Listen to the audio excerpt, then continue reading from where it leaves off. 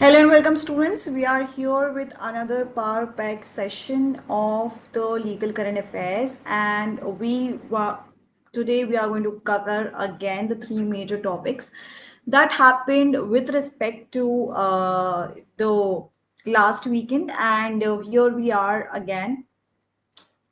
Give me a quick thumbs up if I'm perfectly visible and audible to you all, and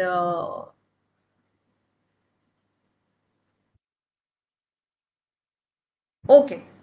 So, starting ahead with the first topic that we are going to cover today in our session would be the 1 year of new criminal laws. It's being 1 year that we have been introduced to the new laws have that were changed recently. Majorly, three laws that were changed were Indian Penal Code, IPC 1860, Criminal Procedure Code, जिसको CRPC भी कहा जाता है, with 1973, and Indian Evidence Act 1872 with respect to the new laws replaced by Bharatiya Nyaya Sanhita, that is BNS 2023. Bharatiya Nagrik Suraksha Sanhita, that is Criminal Procedure Code, BNSSS, which is 2023, and BSA, that is Bharatiya Saksh Adhiniyam, that is 2023. So yes, we have changed these three major laws to new laws, and these were the major replacement, and it came into effect on majorly the last year. Why these laws were changed? If I really want to talk about why these laws were changed, because the laws that we were following were of the colonial era, and it was all about the colonial legacy of existing laws, and those all laws were actually outdated, and they certainly had a lot of words, a lot of definitions which were not relevant till now. Plus काफी सारे punishments थे, काफी सारे fines भी थे जो शायद सिर्फ 10 रुपीज के थे, 20 रुपीज के थे, which were like outdated, because now 10 and 20 rupees or 50 rupees are just a very trivial matter, and it's not that hefty amount to pay. So all these things were there in our old laws, and it was main aim was to actually majorly because we have been digitalized so much. So yes, there were certainly certain acts that were certainly certain provisions which should be included with the digitalizations as well, digital investigation, and to just maintain the regularity with the recent judgments. There were a lot of tendency to speed up the trial as well, and that's why new laws also include the mob lynching, basically hate crimes, organized crime, terrorism. All these things are actually included in our new crimes. Whereas अगर मैं बात करूं कि yes, these are actually majorly digitalized. Tech driven procedures are also, EFIRs also included into it, and audio visual recordings of the statements are also there. So all these things are actually involved in these new acts that we have right now. And moving ahead with what changed, what were the recent developments that happened in July 2025, why we are talking about it again, because it's an old, long gone topic, why we are talking about it again. So yes, it's just the 1 year review, key highlights. If I really want to talk about that, yes, there was implementation that began on July 1st, 2024 across all over India. It came like a panic attack to especially to the judiciary aspirants, because while they were studying all the provisions or the sections, they used to, we when you go ahead and give the judiciary examination as well, the numbers are also asked on which section this is going to be asked, where it is defined, what is defined, and when you write down in the paper, you just have to change the numbers as well. Although majorly most of the concepts are yet not changed, but major changes have been done. So concepts remain the same somewhere, but the positioning of the sections have changed. But there are new concepts that are added. Certainly, certain things are also changed. So yes, it's a panic attack for the judicial aspirants more.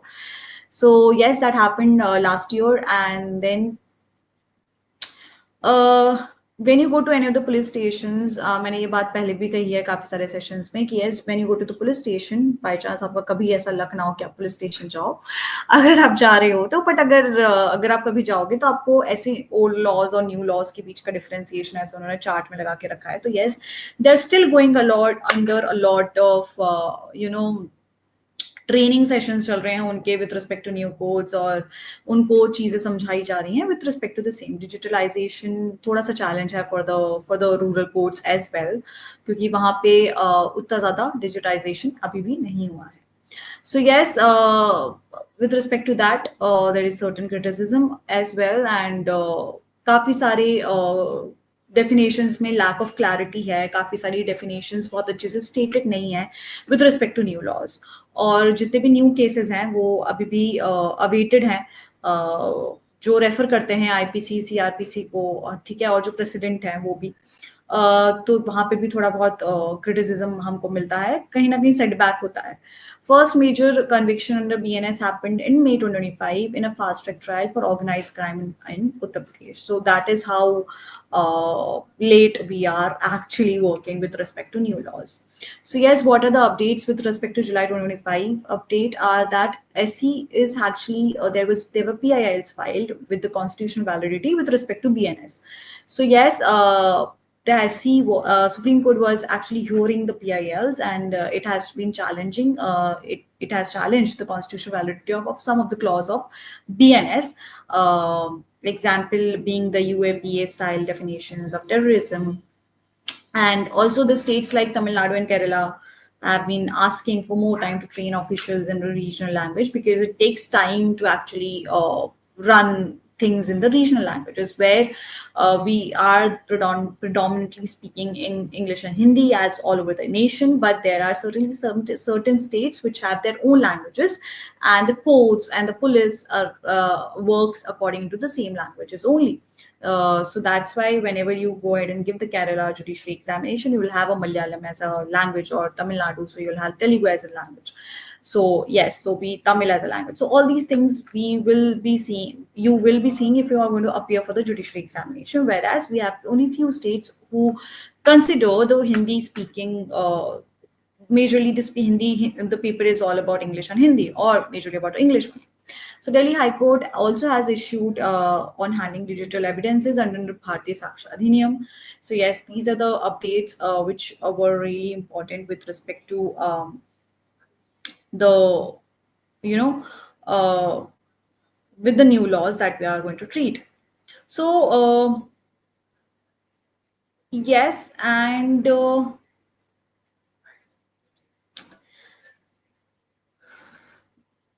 why it matters? Because yes, transformative impact gives Chandigarh Police report 91% conviction rate and reduced trial duration as well from 300 to 110 days.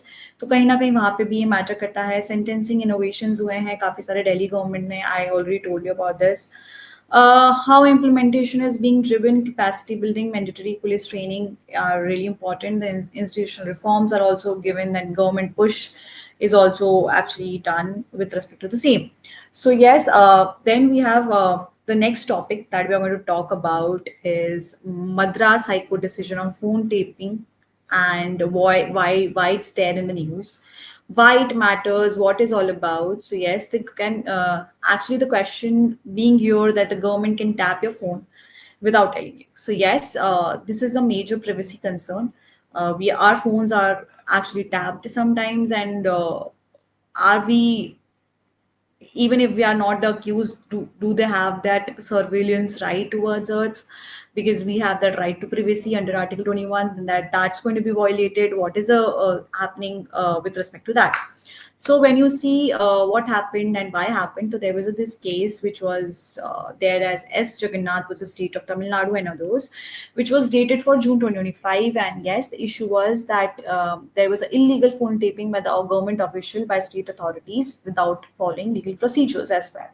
So the yes petitioner alleged that his phone was tapped without consent, warrant, or due process, violating his right to privacy under Article 21. So yes, when we talk about Article 21, it's a very important article that we have right now, and which which is also available for the non-citizens as well. So it is an important right, one of the important rights, that fundamental rights that we have in our India. Why is it so important? What are the key legal terms take away that there was a fundamental right violation, breach of privacy, which came into the reforming case Puttaswamy versus Union of India case 2017. There, it was a landmark judgment which declared privacy as a fundamental right. Whereas, yes, there are procedural safeguards which were ignored. State actually failed to imply with the Indian Telegraph Act 1885 with the Section 5.2, which mandates reason in writing and approval from competent authority for interception. Then there was court observations as well that act of surveillance was not proportionate, and it was not legally sanctioned as well, and lacked accountability. Phone tapping without legal sanction actually is the violation upon with respect to the natural justice and rule of law. Then, what were the recent developments that came up in the July 2025? The Madras High Court has now directed a detailed internal probe. Now they will be directing with an internal probe, which will tape orders, and if there is no tape order issued, we cannot have it done. The government cannot do it the taping of the any of the person's mobile phone. Formation of state level oversight committees to order phone surveillance approvals. They will for sure have the committees drawn towards it. Then also court has also advised that there should be privacy audits that can be done, and there should be some judicial body who can actually have certainly certain regulation or certain kind of you know power towards the bodies that are actually going to be there. uh, we can learn all about the Article 21, how important Article 21 is here, and how important the KS Puttaswamy case is here. And with respect to the similar case, we have seen a lot of time where government is actually preaching and government is actually reading or listening to the text and the messages and the calls that we are doing over any of the platforms. So yes, plus there are certain organizations or the countries also, while filing their visas, they have started asking for all of their platforms, all of the person's platforms, even if you're there on the Reddit, even if you're there on the threads, or even if you're there on any of the platforms, social media platforms, you have to actually go and report it to the while filing your visas. So yes, all these are actually no breach of your right to privacy. But then, being India, we are actually seeing it to be overpowered. Uh, Yes, this is that I discussed already. What's landmark reinforces that telephone tapping is violation of fundamental right unless justified by police emergency or general public safety. Clarifies that surveillance for detecting ordinary crimes like bribery is not permitted under Telegraph Act. How this impacts law in practice: strict procedural standards. Authorities must establish factual grounds or vague invocations of public safety won't suffice, right? Deterrent of sanctions. Snooping sets a high bar against covert surveillance without suppressing emergencies as well, limiting state overreach. Judicial gold standard. Other high courts or lower courts can rely on this judgment to synchronize interception orders as well. Then we have Orissa High Court on denial of maternity benefits. This is our next topic. And when we talk about it, I think we have already done a few of the topics similarly to this. And what all are the new recent development judgments that we can see upon it? So yes, there was this case known as State of Orissa and others versus Smita Anidita Mishra.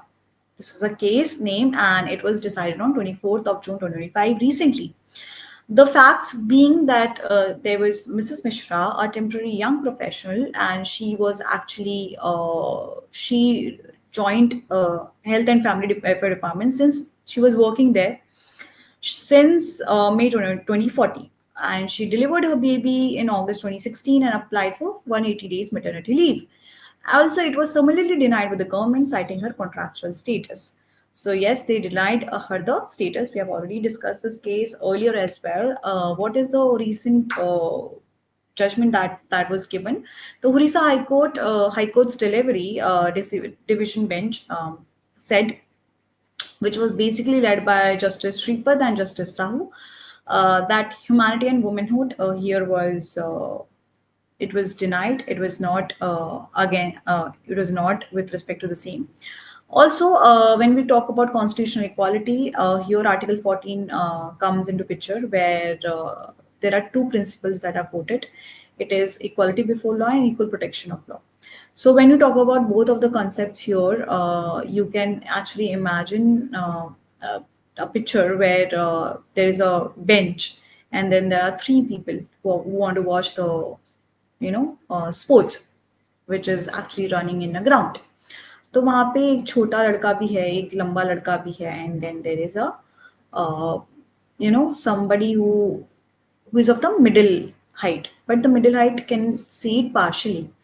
छोटे height वाले बच्चा देख ही नहीं पा रहा है. Long tall guy can watch the match. Now there is a bench that is given, so tall guy can easily watch it, right? But the other two people can actually stand on it and can watch it, and the other person needs a smaller ground only to watch it. So yes, so it's all about equality, and it is a different thing when you talk about equality before law or equal protection of law. It's not that everything should be equal with respect to each and everyone. Women are different, men are different, and we have a third gender as well. They are also different. So each one of has our own identity. Children's are also different. So when you see towards all the laws are actually made for women being the special people and the child being the special people. They are considered to be special because they certainly have certain uh, you know back end things that men don't have. So when you talk about men here, all women are contractual permanent from a single homogeneous class. Any discrimination is void. So this was basically a discrimination with respect to the women because she was asking for a leave, and that's what they said. And also international obligations were also they also came into picture. When we talk about internationally, we have certainly certain rights given to us internationally as well. There are certain rights which govern us through international things. So we have ICESCR, and according to it, Article 10.2 and CDOC, which is predominantly a body for women.